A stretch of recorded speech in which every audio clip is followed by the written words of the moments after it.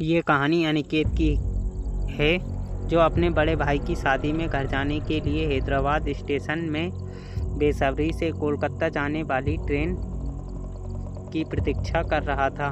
तो चलिए देखते हैं कि अनिकेत कैसे एक लड़के के प्यार में पागल हो गया।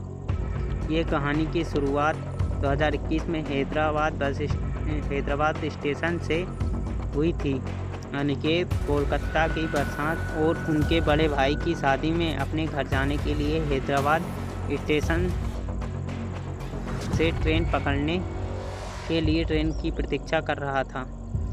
उसी वक्त जनवरी का महीना था और ठंड बहुत ही थी और अनिकेत की ट्रेन रात की 9:15 में थी। एक खूबसूरत लड़की अपने हाथों में बैग लेकर भागते भागते अनिकेत के पास आई और कहा, आप बता सकते हैं कि हैदराबाद से कोलकाता जाने वाली ट्रेन कब तक आएगी? अनिकेत स्टेशन पर एक बेंच पर बैठा हुआ था। अनिकेत ने कहा, अभी 9 बज रहा है और कोलकाता जाने वाली ट्रेन 9:15 में है, लेकिन बहुत ज़्यादा धुंध गिरने के कारण ट्रेन अभी 1 घंटा लेट है। लड़की ने कहा, थैंक यू। तभी अनिकेत ने कहा, आप कोलकाता में कहाँ जाएंगे? लड़की ने कहा, क्यों? अनिकेत ने कहा, क्योंकि मैं भी कोलकाता जाने वाला हूँ, इसलिए पूछ रहा था। लड़की ने कहा, ओ अच्छा, दरअसल मैं कोलकाता की दमदम में रहती हूँ। और आप? अनिकेत ने कहा, मैं बरसात में रहता हूँ। दोनों में बातचीत के दौरान लड़की ने अनिकेत के बगल में बैठ गई। तभी अनिकेत ने लड़की को एक कप कॉफ़ी का ऑफ़र दिया। लड़की ने कहा, हाँ, इतनी ठंड में 1 कप कॉफ़ी चलेगा। अनिकेत ने 2 कप कॉफ़ी लाया और 1 कप उस लड़की को दी और 1 कप खुद पी ली। पीते पीते अनिकेत ने कहा, हेलो, मैं अनिकेत हूँ और आपका नाम? लड़की ने कहा, मैं प्रिया हूँ। वैसे आप हैदराबाद में क्या करते हो? अनिकेत ने कहा, मैं यहाँ एक आईटी कंपनी में जॉब करता हूँ और मेरे बड़े भाई की शादी में घर जा रहा हूँ। अगले फरवरी फर्स्ट वीक में मेरे बड़े भाई की शादी है। और आप? प्रिया ने कहा, मैं यहाँ बीएससी की पढ़ाई कर रही हूँ और 1 साल बचे हैं। मैं भी अपने बहन की शादी में जा रही हूँ और उनका भी फरवरी फर्स्ट वीक में शादी है। उन दोनों की बातें करते करते कोलकाता जाने वाली ट्रेन की अनाउंसमेंट होने लगी। तभी अनिकेत ने प्रिया से पूछा, आपकी कोच नंबर क्या है? प्रिया ने कहा, AC 3rd B10। और आपकी?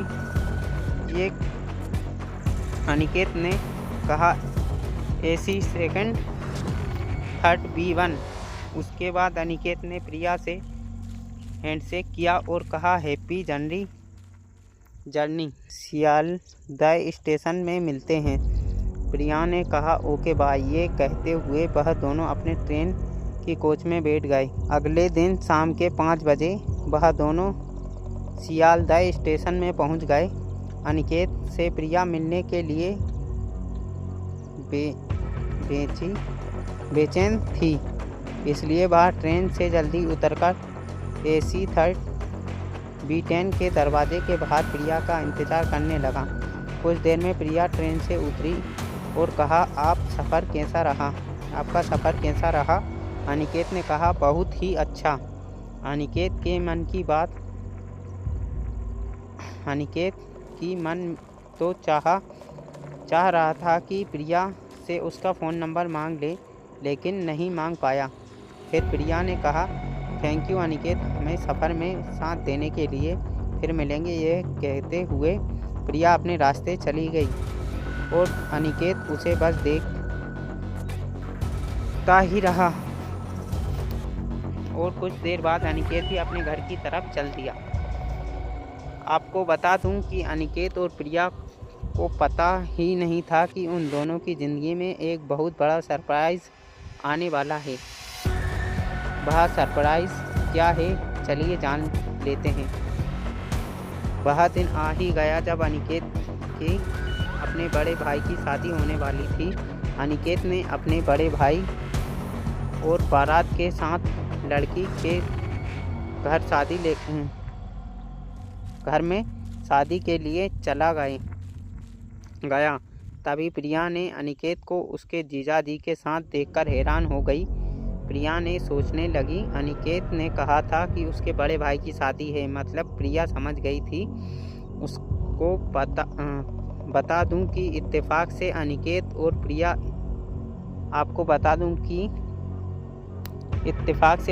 और प्रिया एक दूसरे के रिश्तेदार बनने वाले थे, क्योंकि अनिकेत की जो भाभी बनने वाली थी वह प्रिया की बड़ी बहन थी। अनिकेत ने पहले प्रिया को नहीं देखा था, इसलिए प्रिया खुद अनिकेत से मिलने के लिए आई और कहा, हेलो अनिकेत जी, मुझे पहचान रहे हो? अनिकेत प्रिया को देखकर चौंक गया और कहा, तुम यहाँ और कैसे? प्रिया ने कहा, मैं भी तुम्हें देखकर हैरान हूँ, तुम यहाँ और कैसे? फिर दोनों ने अपने अपने परिचय दिया और ताज्जुब की बात है कि वह दोनों ही एक दूसरे के रिश्तेदार निकले। वह दोनों बहुत खुश थे, खास करके अनिकेत, क्योंकि प्रिया को बहुत पसंद था। शादी होने के 2 दिन बाद प्रिया ने अपने बड़े बहन को फ़ोन किया और वह फ़ोन अनिकेत ने उठाया। फिर उन दोनों में बहुत बातचीत हुई। आखिर में प्रिया ने कहा, अब से तुम अपने नंबर से मुझे फ़ोन करना, मेरा फ़ोन नंबर दीदी के फ़ोन से निकाल लो। उसके बाद प्रिया ने अपने फ़ोन काट दिया। एक दिन अनिकेत ने प्रिया को रात 8 बजे अपने घर की बालकनी से फ़ोन किया और कहा, प्रिया कैसी हो? प्रिया, हाँ ठीक हूँ, और तुम? अनिकेत, हाँ मैं भी ठीक हूँ। कब जा रहे हो हैदराबाद? प्रिया, 10 दिन बाद। और तुम? अनिकेत, मैं भी, लेकिन अभी तक टिकट नहीं कटा। प्रिया, मैं भी अभी तक टिकट नहीं किया। अनिकेत, तो एक काम करता हूँ, मेरा और तुम्हारा एक ही साथ टिकट कर लेता हूँ। प्रिया, ठीक है, कर लो। अनिकेत ने अचानक पूछा, तुम किसी से प्यार करती हो? मेरा मतलब तुम्हारा बॉयफ्रेंड है? प्रिया, अचानक ये सवाल? ना, अभी तक कोई नहीं, क्योंकि किसी से प्यार करते हो कि क्या? अनिकेत, हाँ तुमसे। प्रिया, पागल हो गए हो क्या? मजाक मत करो। अनिकेत, सही बताओ ना, कौन है वह खुशनसीब लड़की जो तुम्हारी होने वाली है? तभी अचानक अनिकेत की भाभी आ गई और कहा, अरे किससे बात कर रहे हो? कोई पसंद आ गया है क्या? क्योंकि अब तो तुम्हारी बारी है शादी करने की। बताओ, मैं तुम्हारे बड़े भैया से तुम्हारी शादी के लिए बात करूंगी। अनिकेत ने कहा, भाभी, मैं आपकी बहन प्रिया से बहुत प्यार करता हूँ।